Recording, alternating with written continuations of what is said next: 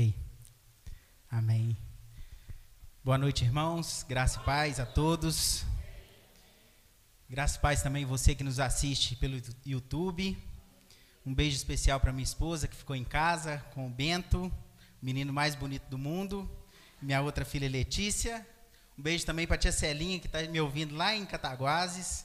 Amo vocês. Irmãos, vamos abrir a palavra do Senhor no Evangelho de Mateus, no capítulo 8.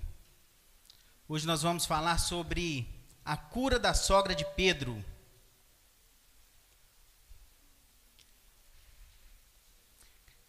Oito, 14 e 15. Amém, irmãos? Amém. Glória a Deus. Vamos ler a palavra, depois estaremos orando mais uma vez. E tendo Jesus chegado à casa de Pedro, viu a sogra deste acamada, ardendo em febre.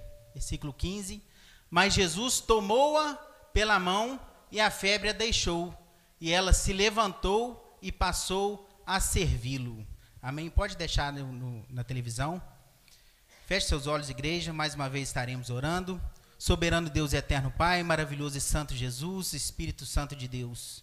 Pai, nós te louvamos, nós te engrandecemos, bendizemos a Ti, ó Deus, o Deus que nos chamou, o Deus que nos redimiu, o Deus que nos salvou. Muito obrigado por essa graça maravilhosa que alcançou a minha vida e alcançou a vida da Tua igreja, Senhor. Fala nesta noite, abra os nossos olhos espirituais, abra o nosso coração, abra os nossos ouvidos para ouvirmos a voz do Senhor. Em nome de Jesus nós te pedimos tudo isso, amém. Irmãos, o capítulo 8 de Mateus relata alguns milagres que Jesus proferiu naquele tempo. Se você voltar um pouquinho na palavra do Senhor, ele começa a ministrar ao coração dos discípulos e da grande multidão que o acompanhava. Lá no Monte das Oliveiras ele faz aquele belo discurso que hoje em todas as igrejas no mundo é lido, relido, ensinado e praticado. O verdadeiro cristianismo está contido naquelas páginas aqui de Mateus capítulo 5. E depois que Jesus prega esse grande sermão no Monte das Oliveiras, ele desce ali e começa o seu ministério de fato. Ele começa a pregar e a ensinar e também a fazer muitos milagres e maravilhas. Curar o povo das suas moléstias, expulsar os demônios e fazer grandes sinais. Esses sinais que Jesus proferiu naquele tempo não servia somente para aquele povo que estava ali perecendo, para aquele povo que precisava de uma cura, para aquele povo que precisava de uma libertação. Se nós olharmos atentamente a palavra do Senhor, nós vamos ver que existem verdades espirituais contidas em cada milagre que Jesus fez, em cada palavra que Jesus ministrou àquele povo.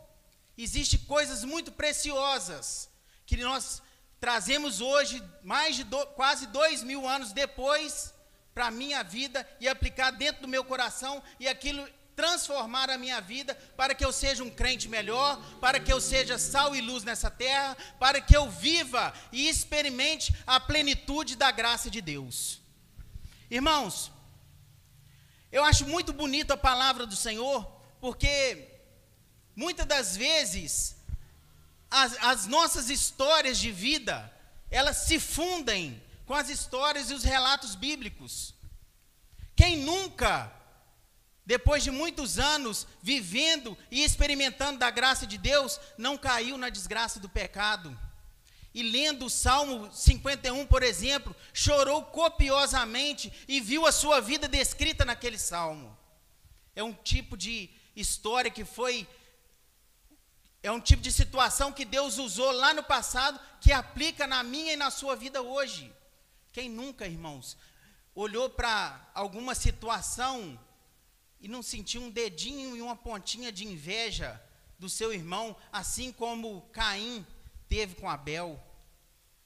Quem nunca, irmãos, desejou ardentemente as coisas deste mundo, mesmo depois de ter visto e ouvido os milagres que Jesus faz, do Espírito Santo ter entrado no seu coração, ter te enchido da verdade dele, mas você olhou para as coisas do mundo, e assim como Demas, você foi para as coisas do mundo, e acabou abandonando o verdadeiro evangelho.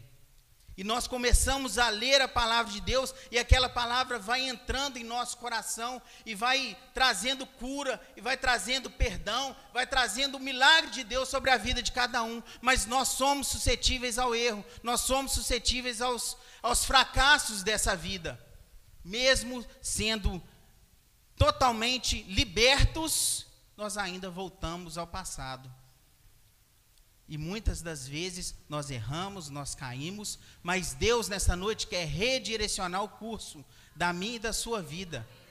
Trazer algo novo ao nosso coração, para a honra e glória do nome de Jesus. Voltemos ao texto. Mas Jesus, versículo 14, por favor. Tendo Jesus chegado à casa de Pedro. Irmãos, a grande diferença que existe no cristianismo para as demais religiões do mundo é que em todas as outras religiões, exceto o cristianismo, existe uma busca incessante do homem por Deus. A própria palavra religião, ela significa religare, que é uma forma de religar o homem para com Deus. Se você for lá no Islã, se você for lá no budismo, se você for no espiritismo, existem no hinduísmo, uma dezena de milhares de religiões que existem.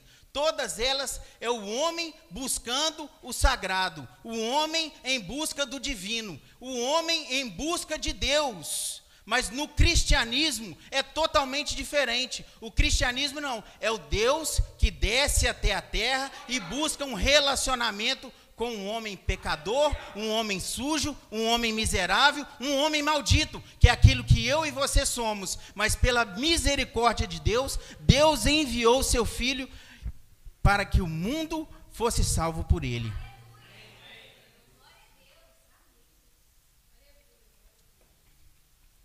Desde o princípio, lá em Gênesis, que Deus busca esse relacionamento para com o homem. Deus descia todos os dias, tinha ali o seu bate-papo com Adão, conversava, expunha situações, instruía Adão conforme Deus queria. Era um relacionamento perfeito, o homem e Deus face a face. Mas a partir do momento que o homem resolve desobedecer a Deus, o que acontece? Esse relacionamento é rompido. E o homem que fazia parte da presença de Deus, perde essa presença de Deus para sempre. E Deus declara: maldita é a terra por sua causa. Não existe mais comunhão entre mim e você, porque eu sou um Deus santo, e até então você não tinha pecado, mas a partir do momento que você negligenciou aquilo que eu mandei, nós perdemos o relacionamento. Mas é tão bonita a palavra de Deus, que ali próprio em Gênesis capítulo 3, quando o homem acaba de pecar, Deus já estabelece o plano misericordioso da salvação, e revela Jesus, e fala assim: porém inimizade entre ti e a serpente, esta te ferirá o calcanhar. Foi o que aconteceu com Jesus na cruz, mas ela te ferirá a cabeça. E na cruz do Calvário, Jesus aniquilou todo e qualquer poder que Satanás tenha. E ali Deus começa a busca por esse homem, por esse relacionamento com o homem. Se você voltar, ir um pouquinho mais para frente, Abraão era um homem que estava no meio da idolatria, era um astrólogo, um homem que nunca havia falado com Deus ou pensado em Deus. Mas ele ouviu uma voz dizendo: Abraão, sai da tua terra, da tua parentela, e vai para uma terra que eu vou te mostrar. Ali eu vou te abençoar, e vou abençoar até as pessoas que te abençoem. E Deus buscando relacionamento com o homem. Com Moisés foi a mesma coisa. Moisés estava lá apacentando as ovelhas do seu sogro, e uma sarça começou a arder. E uma sarça, não sei se você sabe, é um arbusto seco. E no deserto, como é um clima muito seco, é normal uma sarça pegar fogo, mas ela pega fogo e se consome rápido. E Moisés olha para aquela sarça, e aquela sarça não se consumia, ela não virava cinza, e aquele fogo começou a extinguir, e Moisés chega perto e ouve uma voz. Era Deus buscando um relacionamento com o homem. E Deus envia profetas, envia reis, envia diversos homens, para quê? Para restabelecer o plano do reino de Deus aqui na terra e restabelecer o relacionamento de Deus para com o homem. E nisso vem Jesus. Jesus, o Filho do Deus vivo. Deus enviou o seu Filho amado para que pudesse eu e você sermos salvos. Porque Deus amou o mundo de tal maneira que entregou o seu Filho unigênito, para que todo aquele que nele crê não pereça, mas tenha a vida eterna. Isso é o Evangelho do Senhor. É Deus enviando o seu Filho para restabelecer o relacionamento que o homem perdeu. E tendo Jesus chegando à casa de Pedro, Jesus foi ao encontro daquela mulher que precisava. Jesus foi ao encontro daquela mulher que precisava de uma cura. Eu não sei qual dificuldade que ela tinha. Eu sei que ela estava com febre acamada. Mas Jesus foi até o encontro dela. E eu falo com você nesta noite, meu amado, minha amada. Jesus foi ao teu encontro. Não pense você que você se converteu ao cristianismo porque foi uma mera decisão do seu coração. Eu sou uma pessoa boa, agora eu já curti muito dessa vida, agora está na hora de eu procurar uma igreja evangélica. Agora eu vou servir a Deus como eu nunca servi. Não, meu amigo, foi Jesus que se revelou ao seu coração. Foi Jesus que foi ao seu encontro. Foi Jesus que deu o primeiro passo, que te atraiu com cordas de amor, que estendeu os braços e as mãos, e estendeu o coração dele para a sua vida, e te atraiu para a presença dele. Esse é o nosso Deus. Ele entrou na minha casa, Ele entrou na sua casa, Ele entrou no meu coração, no seu coração, e ali fez morada. Apocalipse 3:20 vai falar: eis que estou à porta e bato, se alguém ouvir a minha voz, abra, porque eu quero cear com Ele. É Jesus buscando o relacionamento com a sua igreja, Jesus buscando o relacionamento com o homem pecador. Estou à porta e bato, se alguém ouvir a minha voz e abrir a porta, entrarei em sua casa, cearei com ele e ele comigo. Jesus entrou na casa de Pedro para que houvesse cura e salvação naquele lugar. Amém, amados? Vamos voltar lá no texto de 14. E viu a sogra deste acamada ardendo em febre. Irmãos, febre é apenas um sintoma grave de uma doença que aflige alguém. Se você está com febre, a febre é só um sintoma. Você já percebeu quando você está com infecção de garganta? Primeira coisa, além de sua garganta doer, né? O que acontece? Você tem febre. Então a febre, ela revela que existe algo de errado. Algo de errado e algo às vezes muito sério, que pode estar acontecendo com você. Pode ser uma infecção, eu não sei o que era, mas eu sei que nós temos uma doença grave, e que nós estamos acamados, ardendo em febre, e essa doença chama pecado. Não tem para onde nós corrermos. Aquilo que eu falei há poucos minutos atrás: maldita é a terra por sua causa, maldita é a terra por sua causa, por causa dos seus pecados, por causa do pecado que você comete todos os dias. Infelizmente, meus amados, o pecado está dentro do meu coração e dentro do seu coração, e nada que possamos fazer vai resolver esse problema. Nós buscamos insistentemente virar as costas para Deus, seja numa palavra maldada, seja num jogo que existe um vício no meio da juventude, seja na pornografia, seja numa boca que profere palavras malditas. Eu não sei qual é o seu pecado, o que eu sei é que você é pecador.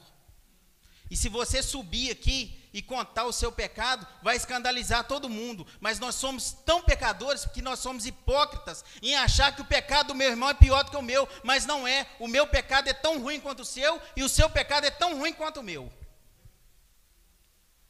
E nós estamos ali, ó, acamados, ardendo em febre. Triste é a nossa posição. Triste é a nossa situação. Porque a mão do Senhor não está encolhida para que não possa salvar, abençoar, fazer o mover dele. Mas as vossas iniquidades fazem separação entre vós e o vosso Deus. Os vossos pecados tampam os ouvidos de Deus para que ele não vos ouça. Tem misericórdia de nós, Senhor. Transforma a nossa vida, Senhor. Transforma a nossa vida em santidade, ó Deus. Nós estamos acamados e com febre, Senhor. Nós precisamos do teu toque, assim como o Senhor foi, Senhor, ao encontro da sogra de Pedro, ó Pai. Em nome de Jesus, venha ao nosso encontro nessa noite. Transforma-nos, Senhor, em nome de Jesus. Transforma a vida da tua igreja, Senhor.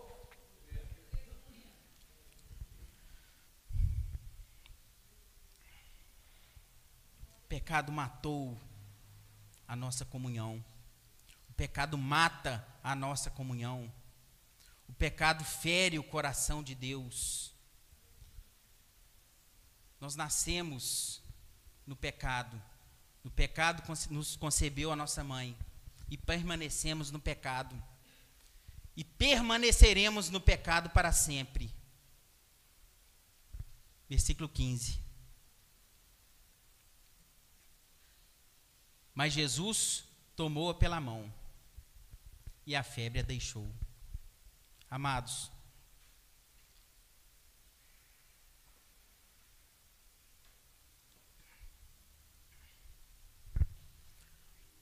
só existe uma coisa que pode resolver o problema do pecado. É um toque de Jesus. Nada que você faça atrai o coração de Deus. Nada que você possa fazer vai impressionar a Deus. Não pense você que as suas boas atitudes, Deus olha para você, nossa, que coisa maravilhosa, o meu filho, olha o que ele está fazendo. Não existe isso, irmãos. O que existe são homens e mulheres que foram tocados e receberam o toque de Jesus, que foram tocados pelo Espírito Santo de Deus e foram transformados. E essa graça está disponível para mim e para você nessa noite. Basta nós clamarmos ao Senhor, basta nós confessarmos os nossos pecados, basta nós entregarmos as nossas dores, as nossas lutas, as nossas misérias e colocar na cruz do Calvário. Se nós olharmos para a cruz, nós seremos salvos. Se nós olharmos para a cruz, a febre vai nos deixar, o pecado vai nos deixar. Não existe poder de pecado nenhum. Qual que é o poder do pecado? É te matar. É te afastar do seu Criador. O grande poder do pecado é te gerar acusação no seu coração. Mas a partir do momento que nós recebemos um toque de Cristo, a nossa vida é transformada. O pecado, ele não passa a ter mais poder sobre a minha vida e sobre a sua vida. Não é que não, o poder, irmãos, às vezes a gente tem uma interpretação errada desse texto sobre o poder do pecado, que às vezes você aceita Jesus e você acha que o poder do pecado é não sentir mais desejo de pecar. Mas não é isso. Você vai continuar com desejo de pecar, infelizmente, e você tem que lutar contra isso com todas as suas forças, com toda a sua alma, com todo o seu entendimento, e você tem que buscar uma vida de santidade com todo custo. O poder do pecado é a consequência de morte que o pecado traz sobre a sua vida. Não existe mais condenação para aqueles que estão em Cristo Jesus. A ira de Deus que cairá sobre os pecadores, caiu sobre a cruz de Jesus no Calvário. E aqueles que foram lavados, remidos pelo sangue do Cordeiro, não existe mais condenação para esses. Não existe ira de Deus mais que os alcance. porque a ira de Deus cairá sobre o mundo e sobre aqueles que não conhecem e não têm relacionamento com Deus. E esses sofrerão o castigo eterno, mas nós, a igreja do Senhor, graças a Deus, quão grande salvação operou o Senhor pela minha e pela sua vida. Não tem mais como o pecado nos afligir, não tem mais como o pecado nos matar, porque aquela morte que o pecado gera, já matou o Cordeiro de Deus que tira o pecado do mundo. E Jesus morreu naquela cruz, não foi para me dar uma vida boa, não foi para me dar uma vida de paz, não foi para minha empresa prosperar. Jesus não morreu naquela cruz para me dar um casamento abençoado, ou filhos e filhas prósperas. A única coisa que Jesus quis fazer naquela cruz foi revelar o amor de Deus pela igreja dele. E que a igreja entenda verdadeiramente o quanto ela é amada pelo Cordeiro, o quanto ela é desejada pelo Cordeiro, o Cordeiro, Filho de Deus, que tira o pecado do mundo. Glória a Deus por isso, irmãos. A salvação que Deus proporcionou para nós é algo extraordinário, porque Deus é totalmente santo. Deus, ele é amor, Deus é bondoso, Deus é misericordioso, Deus é poderoso, Deus, ele é onisciente, onipotente, onipresente. Todos os atributos de Deus estão aí, nós conhecemos muito bem. Ele é digno de todo louvor, toda honra, toda glória, toda adoração. Mas quando a Bíblia fala da santidade de Deus, ele repete: santo, santo, santo é o Senhor dos exércitos. Se existe um atributo de Deus que ele é inflado, é a santidade de Deus. Então eu entendo que a santidade de Deus é maior do que o amor dele. A santidade de Deus é maior do que o poder de Deus.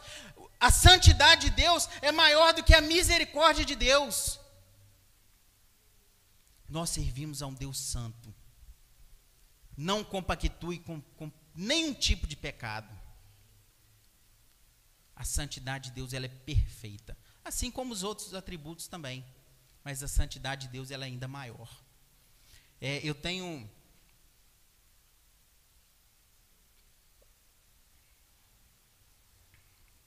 criei uma parábolazinha para a gente entender a seriedade da santidade de Deus. Quase todo mundo sabe, minha esposa mexe com doce personalizado. E ela fez um doce, deixou guardado na geladeira e falou com as meninas assim: ó, esse doce aqui está vendido, não pode pegar. Não pega. Ele está vendido, a moça vem 7 horas da noite buscar. Beleza? Todo mundo, ok, beleza. Deu 5 horas da tarde, chega a menina, abre a geladeira, vê aquele doce, a barriga dá uma roncada, a boca enche de água. Nossa, que tentação. Ela vai, pega, cheira, volta com ele para lá. Vou pegar. E fica naquela. Como não como?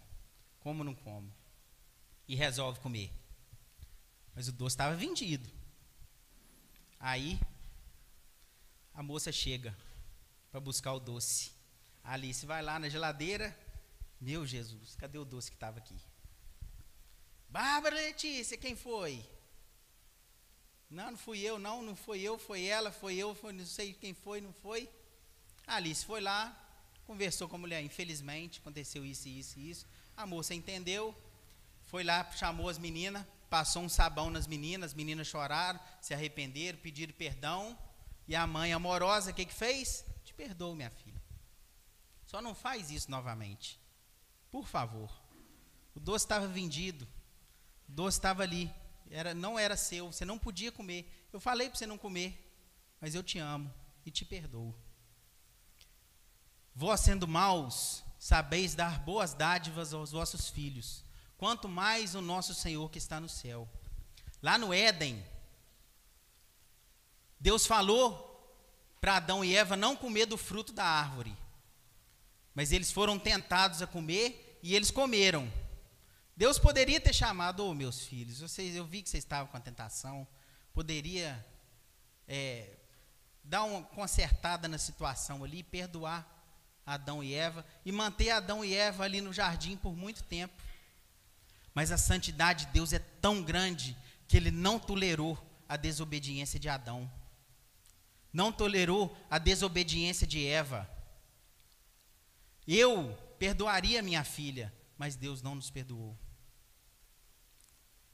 Porque Deus é santo. Deus é muito santo. Deus é infinitamente santo. E ele não podia perdoar um pecado daquela forma, sem que houvesse derramamento de sangue. E o derramamento de sangue aconteceu lá naquela cruz do Calvário. Ali nós fomos perdoados. Ali nós fomos sarados. A maldição que estava sobre as nossas vidas foi lançada nos lombos de Jesus. Aquelas chibatadas que ele recebeu, eu deveria tomar aquelas chibatadas. Aquela cruz pesada, eu deveria carregar aquela cruz. Todos os açoites, todas as humilhações que Jesus sofreu, eu deveria ter sofrido. Irmãos, Jesus foi crucificado nu. Jesus foi cuspido. Jesus foi traído pelos seus amigos. Pedro, você é Galileu, você anda com Jesus, eu te conheço. A sua fala te condena, sai fora, nunca conheci esse homem. E é isso que eu e você fazemos quase que todos os dias, quando nós pecamos. Quando nós negligenciamos a palavra de Deus. Quando nós buscamos um relacionamento com as coisas deste mundo. Irmãos, você precisa de um toque do Senhor. Jesus tomou-lhe pela mão e a febre o deixou. Você precisa de um toque de Jesus para que a febre venha te deixar, para que o pecado não mais faça parte da sua vida. Você precisa de uma vida de santidade. Você precisa se parecer com o seu Criador. Você precisa ter a essência de Deus na sua vida. Mas se você não receber um toque de Jesus, isso jamais vai acontecer no seu coração. Não tem como você se santificar se você não receber um toque de Jesus. Você precisa de um relacionamento com Ele. Você precisa sentir a presença do Senhor. Você precisa de uma vida de oração bem solidificada. Você precisa do estudo da palavra de Deus. Você precisa olhar para as Escrituras e colocar isso como sua regra de fé e única regra de fé e prática para a sua vida.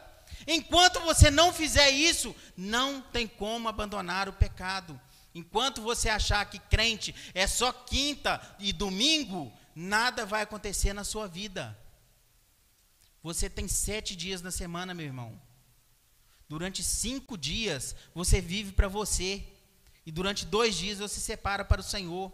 Se nesses 5 dias você não se separar uma hora para buscar a Deus, para clamar ao Senhor, para ler a palavra, para ter um relacionamento com Ele, infelizmente o pecado jamais vai te abandonar.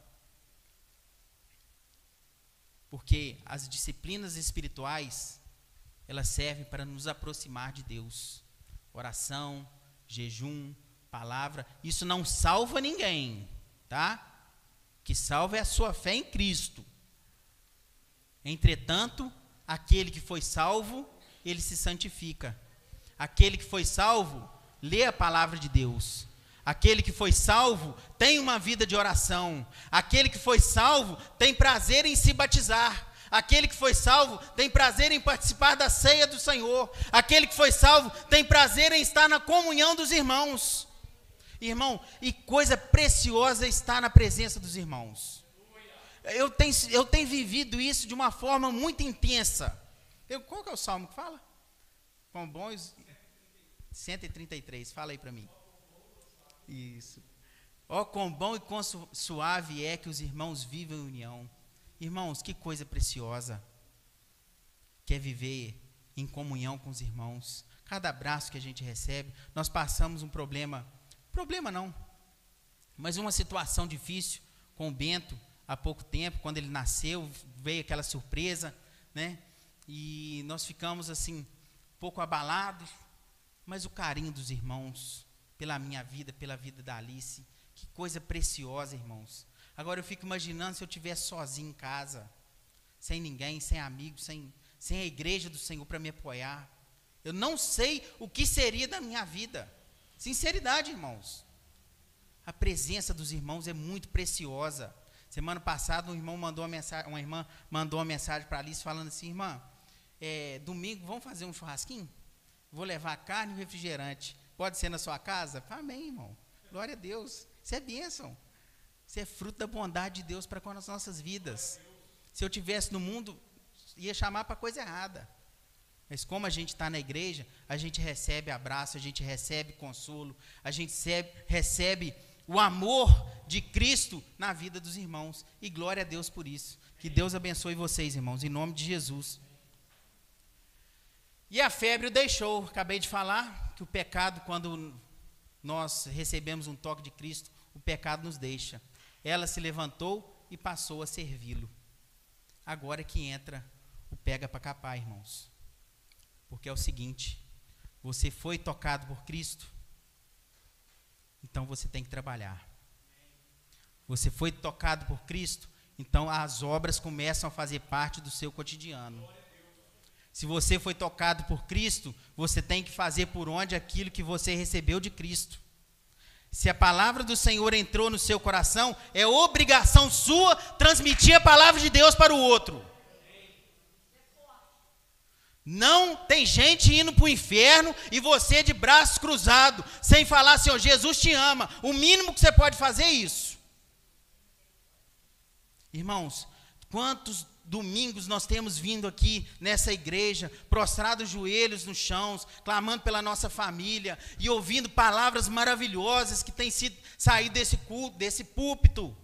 E nós temos enchido e buscado o Senhor. Vem, Senhor, enche-me, Senhor, de Ti, enche-me da Tua presença. E a gente sai do culto barrotado de Deus, mas não transmite isso para o próximo. O que adianta você vir aqui, se encher de Deus, e aquilo não se transmitir para a vida daquele que não conhece a Cristo? Não adianta nada. Isso é um puro egoísmo da sua parte. Você está sendo egoísta. Transmita a palavra do Senhor, seja um missionário na vida de alguém, seja uma bênção na vida de alguém, seja um intercessor na vida de alguém. Eu não sei qual texto que é, eu acho que lá em Marcos que fala que quando Jesus estava se aproximando, entrou dentro da casa de Pedro, os discípulos falaram só: a sogra dele está acamada e com febre, vai lá, Jesus, resolve o problema dela. Os discípulos foram intercessores. Seja um intercessor na vida de alguém. Você no seu trabalho, abençoe a vida das pessoas. Nunca deixe de falar de Cristo para alguém que não conhece. No meu trabalho, para a honra e glória do Senhor, eu trabalho na mesma sala de uma pessoa que é crente, então é uma bênção, louvou o dia inteiro. Mas tem pessoas que não conhecem a Cristo. E eu ali aos pouquinhos, com muita sabedoria, sem querer empurrar pela goela abaixo, eu vou falando, uma mensagem aqui, outra mensagem ali, aí tem um aniversáriozinho lá, eles pedem para eu orar, eu fico com uma vergonha de orar no meio do povo, mas eu falo: um Jesus te abençoe. E o Kevin já está vindo, trabalha comigo, já está caminhando aí, querendo comprar a Bíblia de estudo, resolvendo a vida para se batizar. E eu vou anunciando a palavra do Senhor. E isso é bênção, irmãos. O povo está em trevas, e você, no seu coração, habita luz. Seja a resposta que o mundo tanto anseia. A sogra de Pedro foi curada por Cristo, e ela levantou e passou a servi-lo. Levante-se, igreja. Levante-se, igreja. Desperta, tu que dorme, igreja. Levante, igreja. O mundo está aí cheio de problema para ser resolvido. E você faz parte da solução deste problema, porque Jesus te chamou.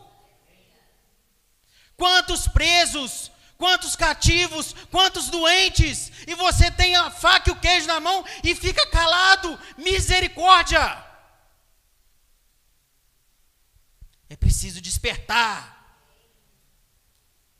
É preciso tirar do seu coração isso tudo que você tem recebido aqui e passar para o outro. E quando você passa, Deus te enche mais. É assim que funciona. Mas estava conversando com o Marcelo essa semana, ele falou assim: Vinícius, quanto mais eu escrevo, mais Deus coloca coisa no meu coração. Foi isso? E é assim que funciona. Quando você anuncia o Evangelho, mais Deus coloca do Evangelho em você. Jesus é a solução, meu irmão. Não existe outro caminho para o qual nós devamos ser salvos. Só existe um caminho. Eu sou o caminho, a verdade e a vida. Jesus é a resposta, Jesus é a pergunta, Jesus é tudo. A sogra de Pedro estava lá, acamada, deitada, prostrada.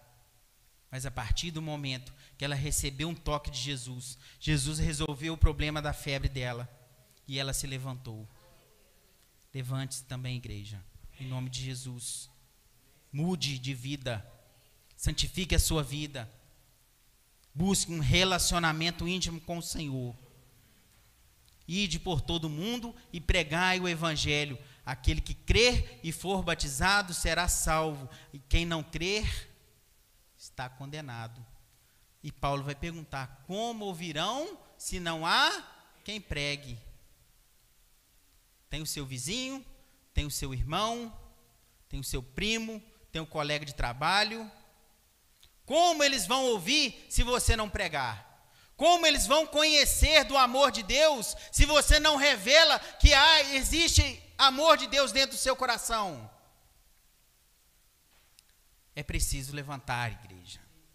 Levante, desperta, sirva a Deus com todo o seu coração. Anuncie o Evangelho, anuncie que Jesus é o caminho. Anuncie que existe salvação para todo aquele que crê. Seja a resposta que o mundo tanto busca. O mundo busca respostas para os seus dilemas. E ele tem encontrado nas drogas, na prostituição, nos adultérios, nas coisas erradas. E você tem a grande solução para o mundo, que é Jesus. Usufrua de Jesus.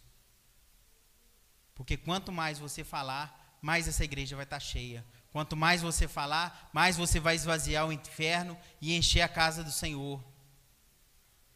Imagina só naquele grande dia, irmãos. Você com a tropa que você ganhou para Cristo. Servo bom e fiel. Entre para o gozo do meu Senhor. Vem, você e aquela turma. Ganhei para Jesus. Anunciei a Jesus para ele, para ele, para ele.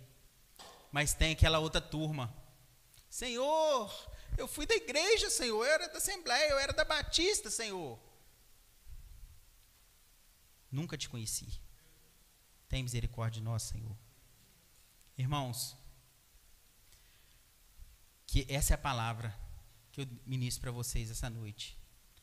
Que você se sinta incomodado pela palavra do Senhor. Jesus entrou na sua casa, Jesus se revelou a você, Jesus tocou na sua mão, tocou no seu coração, Jesus te curou do poder do pecado, Jesus te fez levantar e agora você passa a servi-lo.